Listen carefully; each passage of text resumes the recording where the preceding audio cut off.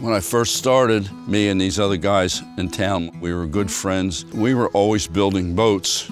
It was Davy Crockett's show, and they had a boat called the Gullywumper, and we built one we thought was like that. We named it the Gullywumper. Eventually, we got an outboard motor for that. We used an ironing board for skiing, or when you hang on to the ski rope. That's what we had here back in the woods area. Can't believe these buildings are in such good shape all these years. Yeah, when I came here, all this wood was all bright and shiny and new, but got a few years on it now. Clem Trough Sr. and Jr. were both naval architects. Mr. Trough Sr., seeing that we were always building something in the back, and he asked me to come to work sometime. Because I was 13, I could only sweep the floor, so I'd clean up the shop and carry the trash out and the shavings and all that stuff.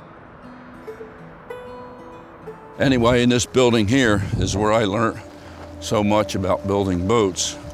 And in the far building over there, there was a lofting table, and all the drawing, or the whole boat, was laid out to its actual size.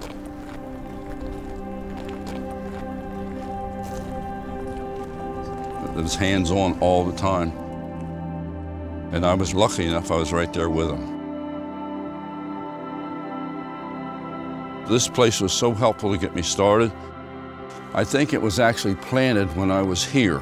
You know, I had that in my mind that I wanted my own boatyard at some point. I just loved it. Everything I learned at Trough, I made it work for me.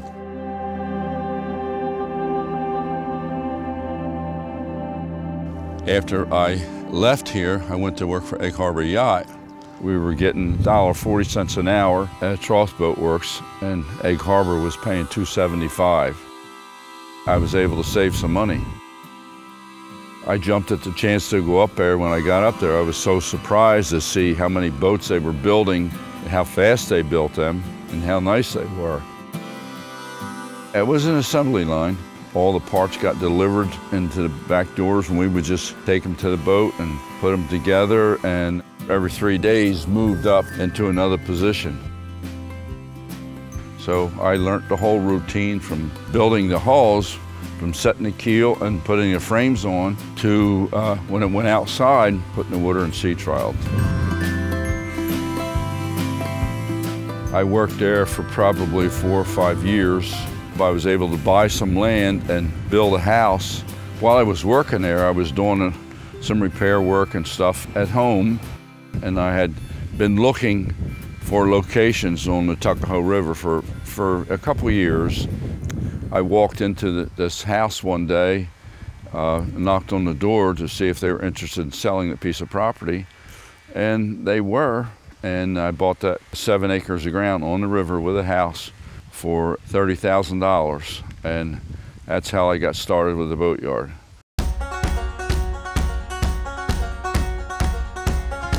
Before I started building any boats at the boatyard, I had a feed barn in town. Dr. Price had a laboratory in there, and he somehow just got to come up. I was looking for a place to build a couple boats, and he told me to come on over. I tried to pay him rent first couple times for a month or so. He would never take a cent. This is where I built 3 boats. The first boat I built to sell was Italian Stallion. The whole boat was $12,000. He bought a new engine, and they picked up that engine, put it in the boat. And I said, Louis, how much did you pay for that engine?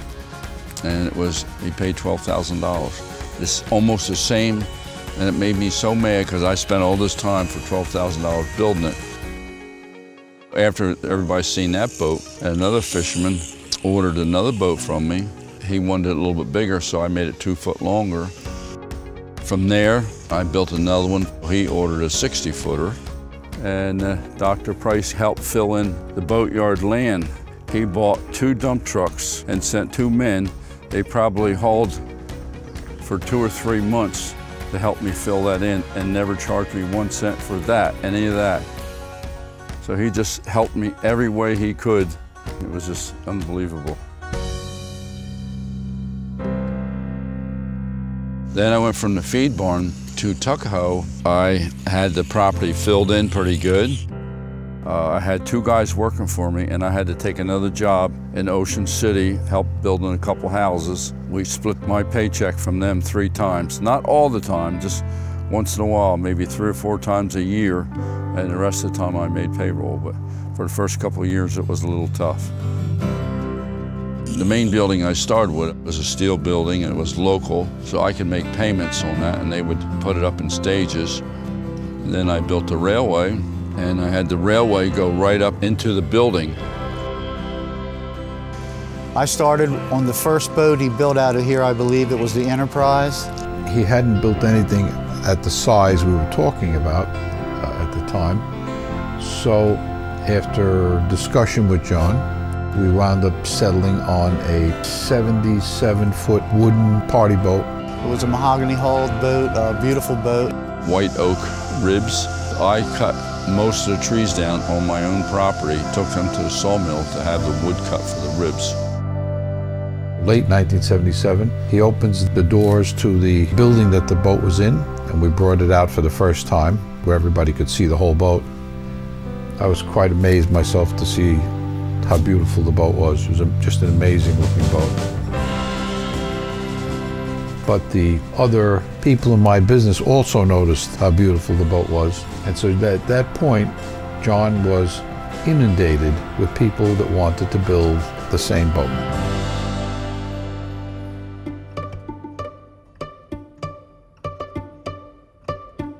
Problem was for him is he didn't have all the skilled labor at that time to build all these boats. I was out of work, I came down here. John hired me on the spot. I was the 9th guy here. And inside of 3 months, he had 52 people working here. And John's the type of person, he doesn't want to say no to anybody. It's just his nature to want to be accommodating. All of a sudden, all this work started coming in. They had to build more buildings. The crew increased considerably, and the buildings increased, and everything increased. It just went really fast. I was just learning and starting up the business and never having enough money to buy equipment back in the old days, you know. The equipment was so bad. You come in the morning on a cold morning and nothing would start, nothing would run. By the time you get everything running, it'd be an hour's loss for all people standing around waiting for the forklift, waiting for the travel lift. I had to do it that way. He started construction on all these boats, and it was a challenge, let's put it that way. I wasn't going to bring that up, but you would come over and tell me and Larry and some of the guys that have been there, and they'd say, whatever you do, you got to get out of here early and get to the bank, because there ain't enough in there for everybody else. He never stuck any employees for the money, but sometimes it would come on Monday instead of Friday. Not my fault the bank's got weird hours, you know?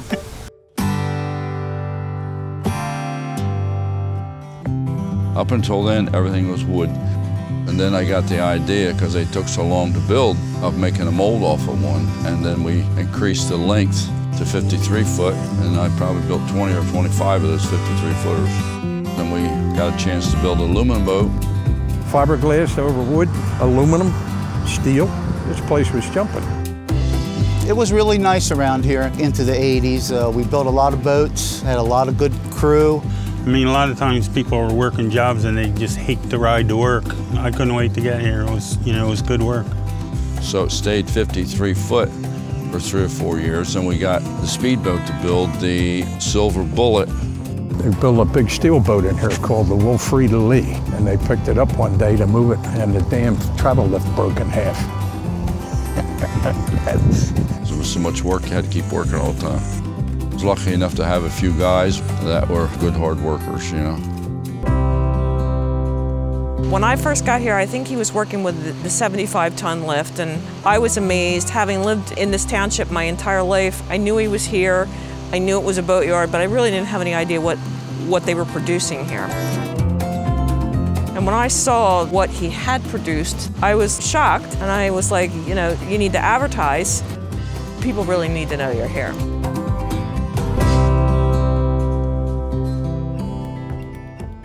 I decided to drag him kicking and screaming to a couple of boat shows.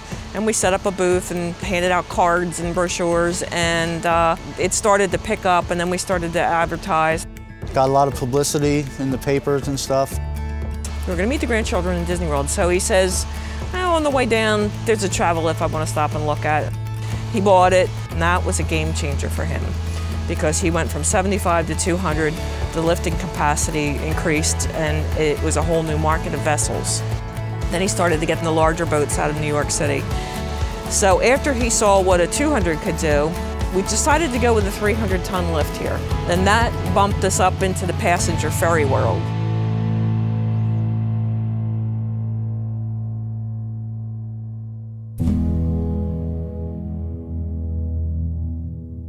In 2002, 2003, John had bid on 2 U.S. Coast Guard contracts for the 87-foot patrol boats, which he had worked on in this yard before. He was actually awarded the contract. However, before they brought the vessels here, they took another look at the charts and decided that the water in the Tuckahoe River wasn't deep enough. When I lost the contract to the Coast Guard, that's what I wanted to buy another yard in another location, and that's why we came over here and looked here. We had no idea it was going to take us 12 years to actually realize the project.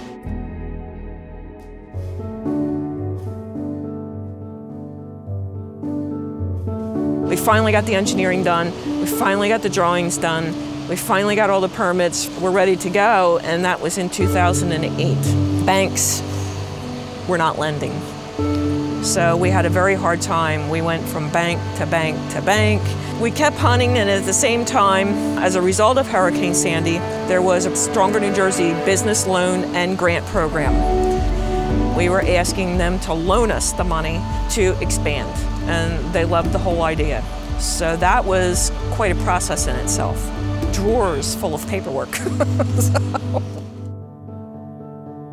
For all the pilings and piers and everything that you'll see over in that yard and the concrete, we invested more than $2 million in the ground. And then we still had to buy a travel lift.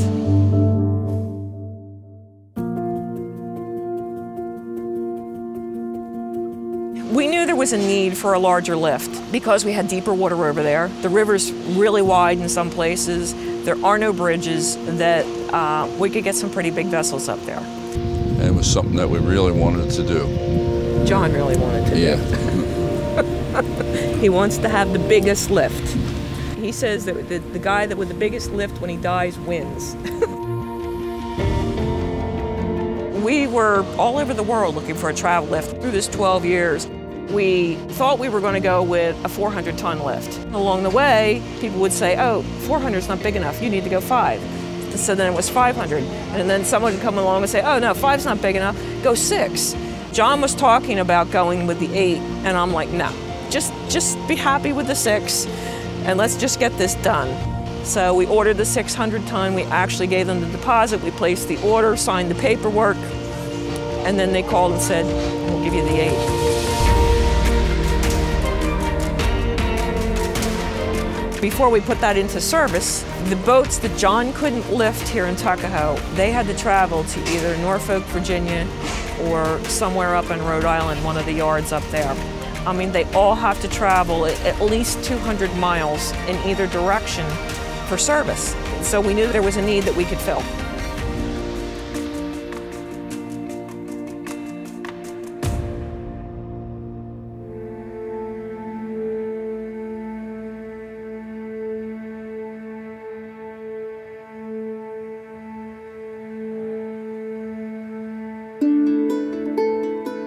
So things have really evolved here. I am stepping out of it a little more. Bette Jean is running it really, really good. She don't need me, she's smarter than me. And what good I can do now, she can outdo. I can weld a little bit better than she can still, but other than that, she's right there. We're not really quite sure what the future is going to bring. We'll see. She just has to keep an eye on those guys a little bit once in a while. They know everything about working and all that stuff. When it comes to money, they're a little bit like I did. I always give them breaks and this, that, and the other all the time. I just want them to know I'm always going to be keeping my eye on them, no matter where I am, so they better work their asses off. Most of the time, it was a pleasure working at the yard.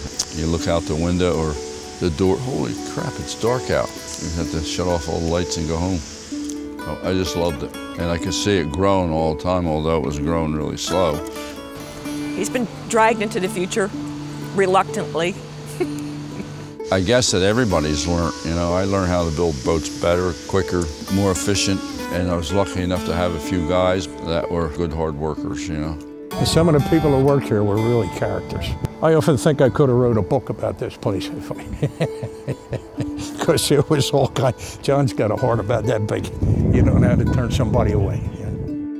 I don't know if you added up all the people who made a living here working for my dad, craftsmen and technicians and stuff now that have their own businesses that learned here, you know, or got some part of their knowledge, if not all of it, you know, and so it's a huge legacy. Everybody that does work on boats and build boats, maybe not the fiberglass ones, but the ones like we're building over there now where it's hands-on stuff, everybody loves it. That crew I have on that aluminum boat, they just love working on that boat, and they love it.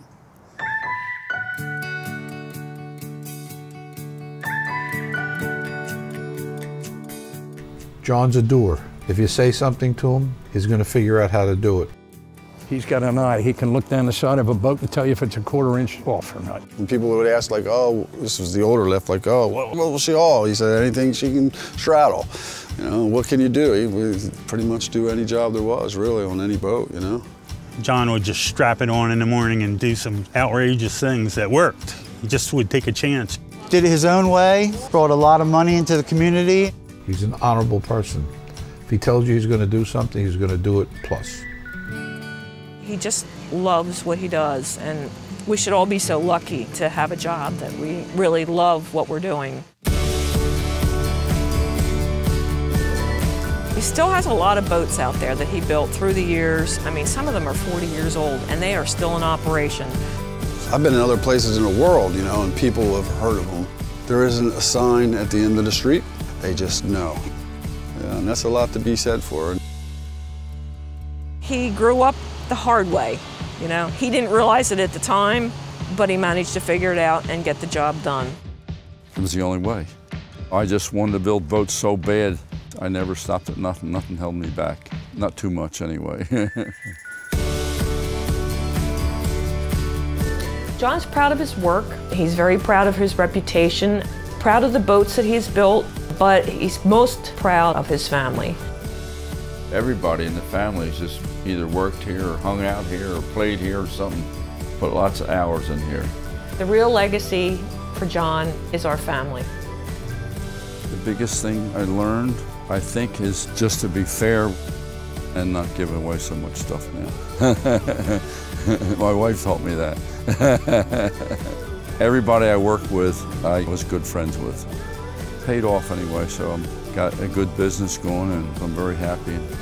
Worked out wonderful. I had a happy life so far.